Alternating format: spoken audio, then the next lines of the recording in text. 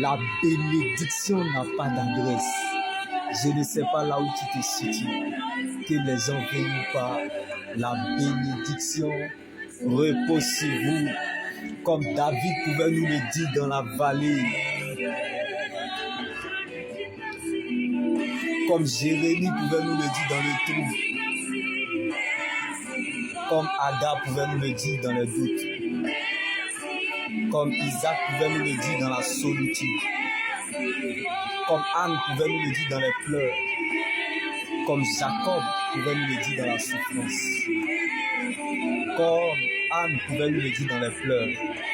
Comme Élisabeth pouvait nous le dire dans la honte. Comme Zacharie pouvait nous le dire dans l'humiliation. Comme Rebecca pouvait nous le dire dans la tristesse. Comme Bartimée pouvait nous le dire dans le désespoir. Comme Élie a jubilé dans le Jourdain à cause de ce nom. Dieu a encore ouvert un chemin au peuple d'Israël par un mur. Ah, quelqu'un quelque part, mon Dieu me visite. Moïse pouvait nous le dire dans l'esclavage. Abraham a marché avec Dieu dans l'inconnu à cause de ce nom. Daniel a fait la sieste dans la fosse au lion. À cause de ce nom, David ne s'est pas arrêté dans la vallée, mais il a marché. Lorsque Anne a reconnu ce nom, dans sa stérilité, Dieu s'est souvenu d'elle. Lorsqu'elle a reconnu ses limites, alors ne limite pas la main de ton Dieu. Car Dieu n'est pas limité par ta situation.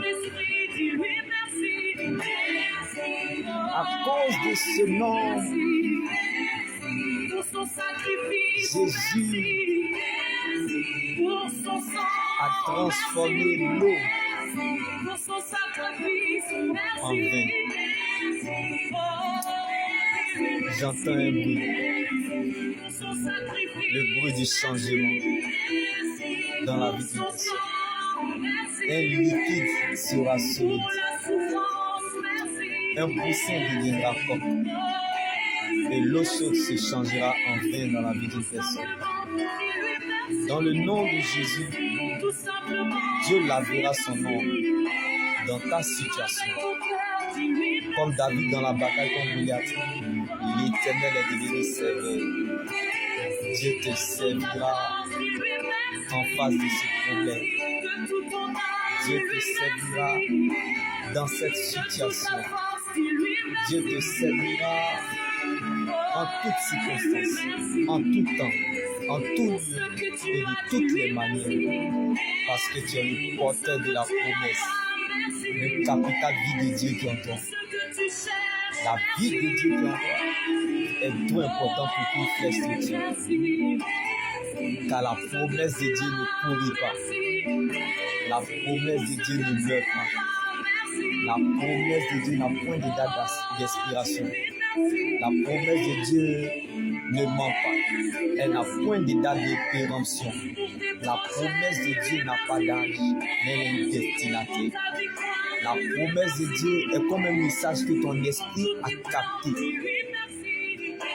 Et lorsque ton esprit a capté ce message, comme Rebecca, dans sa stérilité,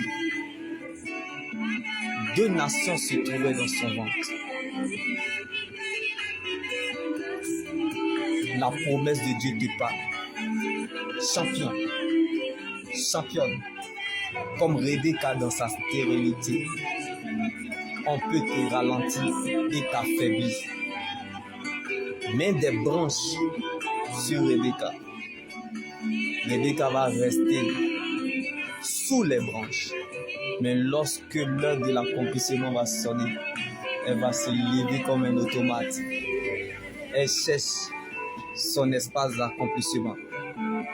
Car la promesse de Dieu qui est en toi se chargera de te guérir. Si ton rêve ne fait pas peur, ou tes espoirs ne dérangent personne, au point de susciter des réunions secrètes à ton sujet, c'est que tu n'es pas né pour être assis sur des trônes. Ne pleure pas le jour que tu apprendras ces complots contre toi. C'est le signe que tu es le futur roi ou le futur reine comme Esther. Si tu fais de la parole de Dieu ton roi comme David, tu deviendras sa reine comme Esther. Si tu fais de Dieu tes priorités, tu deviens son projet. Celui qui tiendra compte de Dieu dans sa vie, Dieu tiendra compte de lui dans la sienne.